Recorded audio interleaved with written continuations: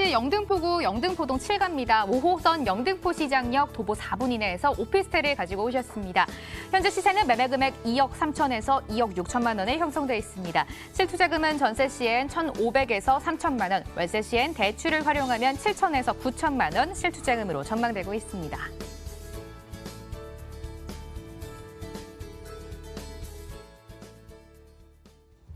워낙 직주 근접이라는 게 우수한 지역이다 보니까 많은 젊은 직장인들이 너무나도 살고 싶어하는 지역입니다. 이 5호선 영등포 시장역 초역세권 오피스텔 소개해 주신다라고 하는데요. 본부장님, 첫 번째 체크포인트 바로 열어볼게요. 네, 맞습니다. 첫 번째 체크포인트는 일단 입지입니다. 입지 같은 경우에는 서울 3도심으로서의 그런 서울권 내에서는 어떻게 보면은 가장 일자리가 많은 지역 중에 이제 탑3가 되지 않을까 이런 예상들을 해볼 수가 있겠는데요. 3도심으로서의 그런 개발들이 계속해서 이루어지는 곳입니다.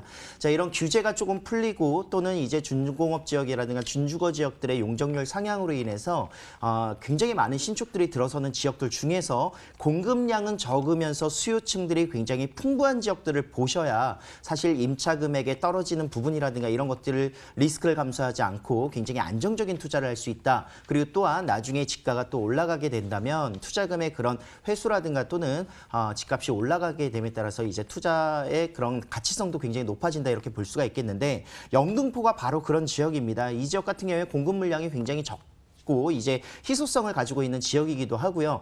신축으로서의 그런 프리미엄이 같이 함께 개발이 될 수 있는 이유 중에 하나는 입지적으로 영등포 뉴타운을 끼고 있습니다. 그래서 청과시장이라든가 이 지역에 정말 오래됐었던 공구상가 또는 이런 주방용품의 그런 상가들이 이제 어떻게 보면은 개발을 통해서 재개발을 통해서 뉴타운이 들어서다 보니까 굉장히 신식이고 그리고 또 깔끔한 이런 상권으로 재바꿈되고 탈바꿈되는 그런 모습들을 볼 수가 있습니다. 특히나 또 이제 굉장히 낮은 금액대의 아파트들이 주로 있었던 지역의 이미지가 탈피되고 있습니다. 지금 현재 신축으로 올라 있는 고가의 아파트들 15억대를 이미 넘어버리는 이런 모습들을 볼 수가 있었고요. 그리고 영등포 뉴타운에 앞으로 예정되어 있는 브랜드 아파트들은 이보다 더욱더 높은 상승분이 기록되지 않을까 조심스레 예측을 또 해볼 수가 있을 것 같은데 이 지역이 계속해서 아파트가 새롭게 들어서면서 지역이 깔끔해지고 쾌적해지는 이런 환경까지 정비되는 이런 모습을 볼 수가 있을 것 같습니다.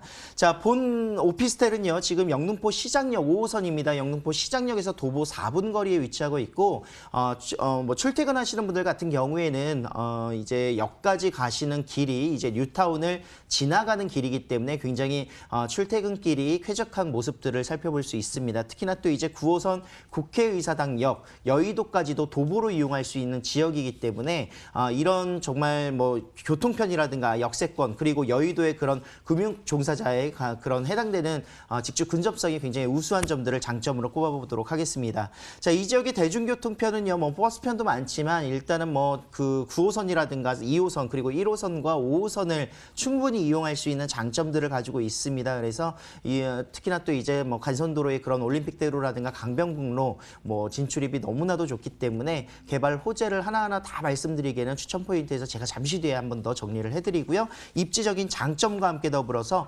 직장인들이 굉장히 선호할 수 있는 직주 근접성을 가지고 있다 이렇게 정리를 해보도록 하겠습니다. 5호선 영등포 시장역 초역세권 오피스텔 소개해 주셨는데요. 아무래도 이 직장인이라는 키워드가 가장 많이 나온 것 같아요. 저희가 지금 여의도에 있잖아요. 이 여의도에서도 걸어갈 수 있는 곳에 위치한 곳이다 보니까 많은 젊은 직장인들이 워낙 선호하는 지역이다라는 것을 다시 한번 확인할 수가 있었습니다.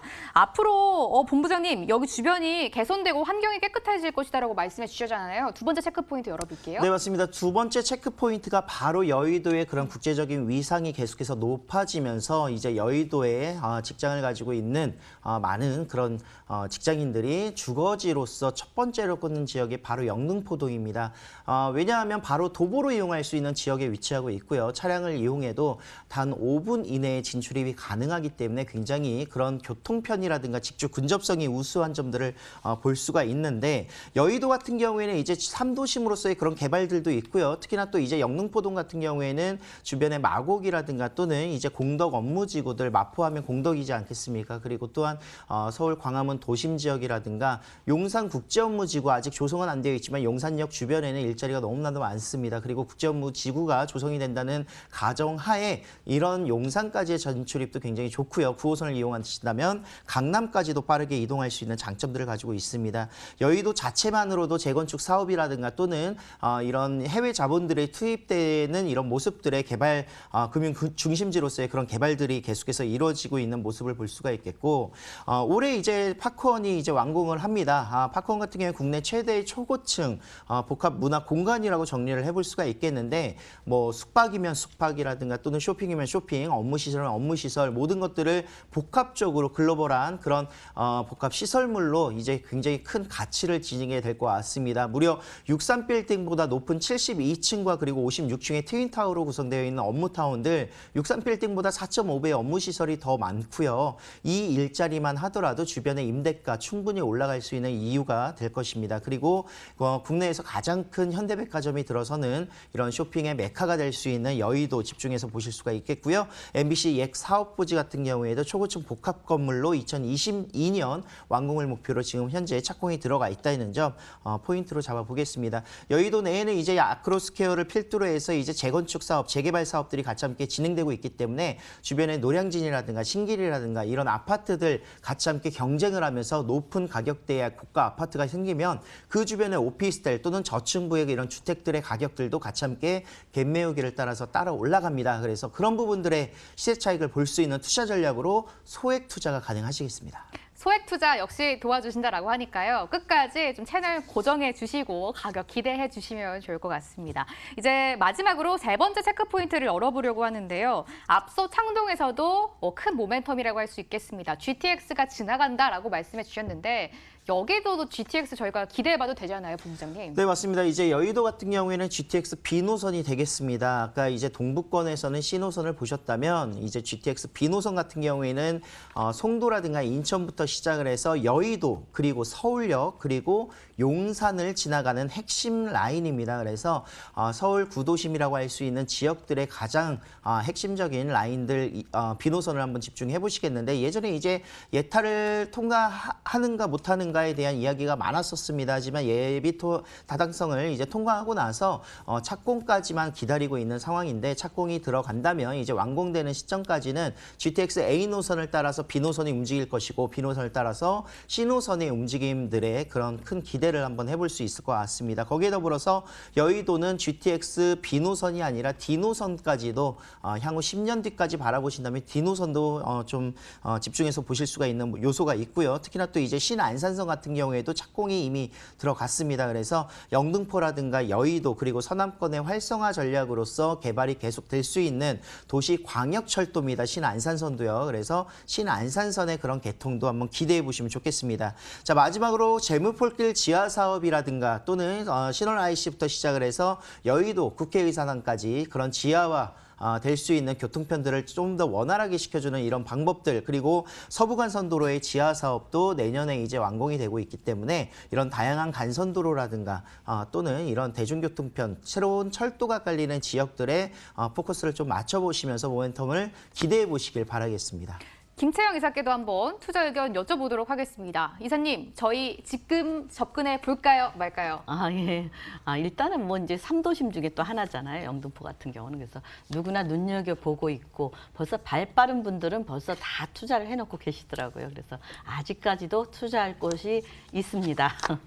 더군다나 이제 소액으로 투자할 수 있는 곳은 그렇게 많지는 않아요. 이제 갈수록 전부 점차적으로 투자 금액이 점점 높아지고 있고 또 영등포 같은 경우는 그동안 이제 뭐 이런 지금은 이제 요 주거용 오피스텔 완전히 아파트처럼 소형 아파트처럼 편리하게 살기 좋게 1, 2인 가구들이 찾을 만하고 매력 있게 선점할 수 있는 그런 곳이라는 점. 예전에 오래된 오피스텔이 많이 있어요. 영등포는 예전부터 이 중심지였기 때문에. 근데 그곳은 한 60% 정도가 노후된 거라서 지금 새롭고 아파트처럼 쓸 수 있는 또 이제 단지형이잖아요. 세개동으로 딱 보면 아파트인지 오피스텔인지 헷갈릴 정도로 이렇게 잘 지었습니다. 그래서 이런 곳을 이제 뭐 투자를 하신다면 뭐 아무래도 나중에 내가 가서 살아도 되는 곳 뭐 이런 곳을 많이 중점을 두시잖아요. 그래서 그렇게 뭐 교통이면 교통 모든 거를 나중에도 리스크 없이 투자할 수 있는 그리고 소액으로 투자할 수 있는